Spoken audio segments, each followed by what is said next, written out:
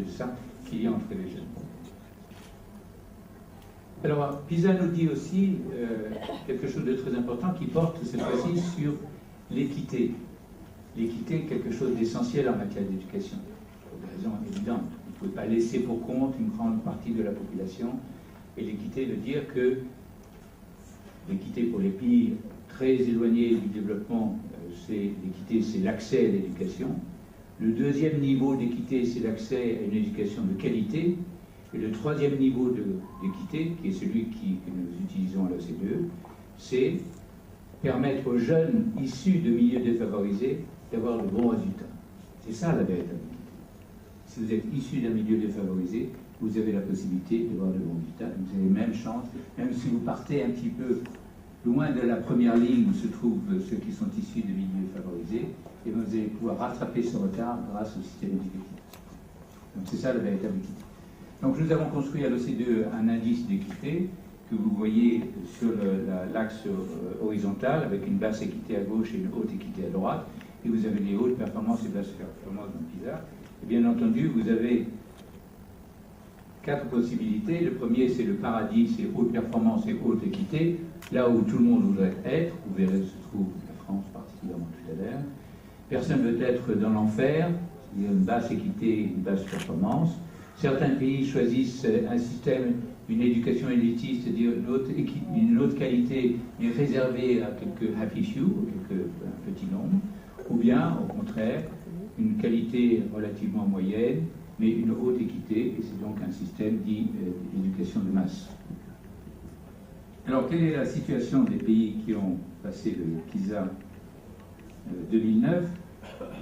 Première observation, c'est que vous voyez que dans le paradis, vous trouvez les pays qui sont parmi les plus performants, c'est-à-dire Shanghai, la Corée, la Finlande, le Canada, Hong Kong, China, etc.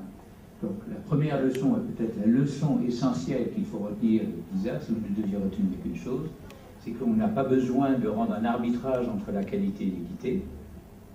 Et l'équité, je vous rappelle, c'est donner la possibilité aux jeunes défavorisés, aux jeunes des banlieues, pour parler comme on le dit en France, d'avoir de bons résultats à l'école, et donc d'avoir une réussite scolaire, une réussite professionnelle, une réussite personnelle.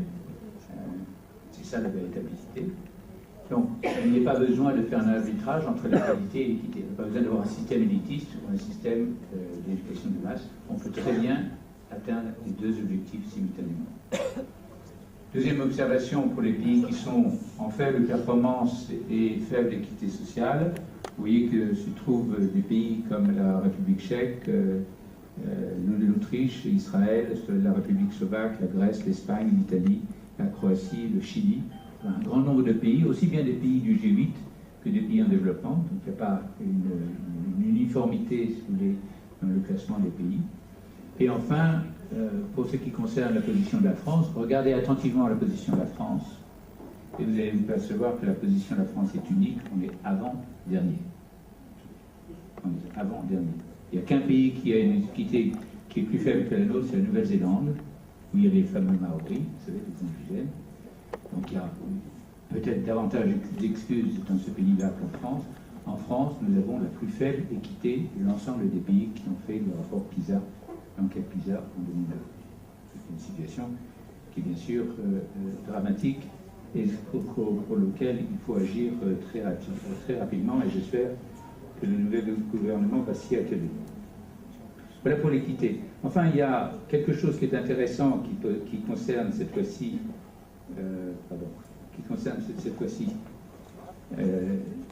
ce qu'on appelle l'efficacité d'un système. L'efficacité d'un système, c'est deux choses. La possibilité d'avoir un grand nombre de jeunes qui réussissent bien, et le nombre des jeunes qui réussissent très bien, c'est l'élite en quelque sorte, l'élite de la société, et puis d'avoir un minimum de jeunes qui sont en grande difficulté. Si je vous posais la question avec Sabrupto, d'après vous, quelle est la taille de l'élite, c'est-à-dire ceux qui sont au niveau 5 et 6 et qui ont la possibilité de faire ce qui est là, d'après vous, c'est combien la taille de l'élite d'un pays? Une poignée, c'est quoi une poignée? 1%. 2%. Non, mais moi je parle de ceux qui sont l'élite, quand même, ceux qui ont mention assez bien en bac, qui ont 14 et plus. C'est ça. Donc c'est 5 au niveau 5 et au niveau 6. Parce qu'avoir les mentions bien, assez bien en bac, c'est quand même. Bon. Ensuite de ça, vous avez ceux qui sont au niveau 2, qui peuvent être considérés comme un seuil de compétence. Et puis enfin, vous avez ceux qui sont en dessous du niveau 2 et qui sont vraiment les laissés pour compte. Ce sont ceux qui, dans un texte, vous leur dites retrouvez l'endroit où vous indique la couleur d'un fruit, parce qu'on parle d'une orange bleue, la fameuse plainte bleue, c'est l'orange bleue. Retrouvez le passage où on indique la couleur d'un fruit. Ces jeunes-là, en dessous du niveau 2, ne sont pas capables de trouver cette information. Ils ne sont pas capables de trouver cette information. Donc imaginez la vie qu'ils peuvent avoir. Souvent, ce sont les jeunes qui vont quitter le système éducatif. Ils ont 16 ans, 15-16 ans, qui suivent le système éducatif. Donc ils auront énormément de mal dans leur vie professionnelle, mais aussi dans leur vie personnelle, bien entendu. Maintenant, les chiffres. Voilà pour le niveau 6, vous voyez que pour l'OCDE, on est à 0,8%, donc moins de 1%. Pour le niveau 5, on est à 6,8%, donc le total est de 7,6%, ce qui est pas mal. Et au niveau 1A et 1B et en deçà, donc au niveau de niveau 6, vous avez exactement 18,7%. Pour ce qui concerne la France, on est un petit peu plus, on a un petit peu plus que la moyenne pour le niveau 6 et le niveau 5. Comme je l'ai dit tout à l'heure, ça c'est le niveau de l'OCDE, mais par rapport aux pays les plus performants, les pays les plus performants ont 14, 15, 16% de taille de l'élite. C'est le cas de la Finlande et du Canada, par exemple. 14, 15% et de la Corée aussi. Alors que la France était quelque chose à 9,6%. Mais en revanche, vous voyez qu'au niveau, en dessous du niveau 1A, nous avons exactement 19,6% de jeunes qui sont en grande difficulté. Quel est, d'après vous, le pourcentage en Finlande? C'est 4%. Il y a 4% de jeunes qui sont en grande difficulté en Finlande. C'est 19,6% en France. Voilà. Considérable. Et vous imaginez les coûts. Parce que la plupart de ces jeunes, en plus de ça, ils vont redoubler. Et le coût du redoublement en France, puisque en moyenne, en France, lorsqu'on demande aux jeunes de l'âge de 15 ans, combien de fois vous avez redoublé à l'âge de 15 ans? Il y a 45% qui ont redoublé au moins une fois. Et le coût de 4 milliards par an, c'est colossal. Vous voyez qu'on a des efforts considérables à faire en France pour améliorer la situation. Voilà, donc la situation sur la performance des jeunes des pays dans les systèmes éducatifs. Donc, comme je l'ai dit, l'idée c'est d'abord de faire un diagnostic. Où sommes-nous? Le cas de la France, on est un pays moyen. On a une élite qui est insuffisante par rapport aux pays les plus compétitifs et les plus performants.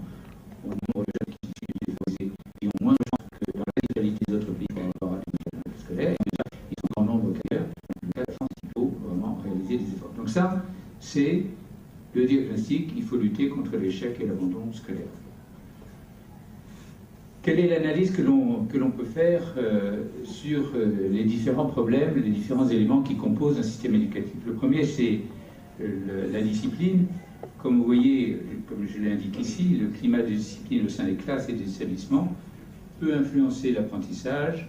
Les classes et les établissements qui souffrent davantage de problèmes de discipline sont moins propices à l'apprentissage. Donc ça, c'est une tautologie, tout le monde le sait, la question de la discipline est absolument essentielle. Est-ce qu'elle est aussi importante dans les pays en difficulté, les pays qui ont de faibles performances, que dans les pays qui ont de hautes performances? Dans les pays de l'OCDE, on s'aperçoit que l'indice du climat de discipline le plus élevé se rencontre au Japon et en Corée.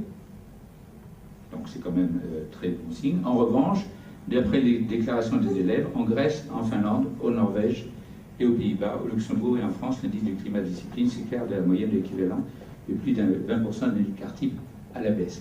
Vous voyez qu'il y a deux cas typiques. La Corée, qui est un des pays les plus performants, où la discipline est très forte.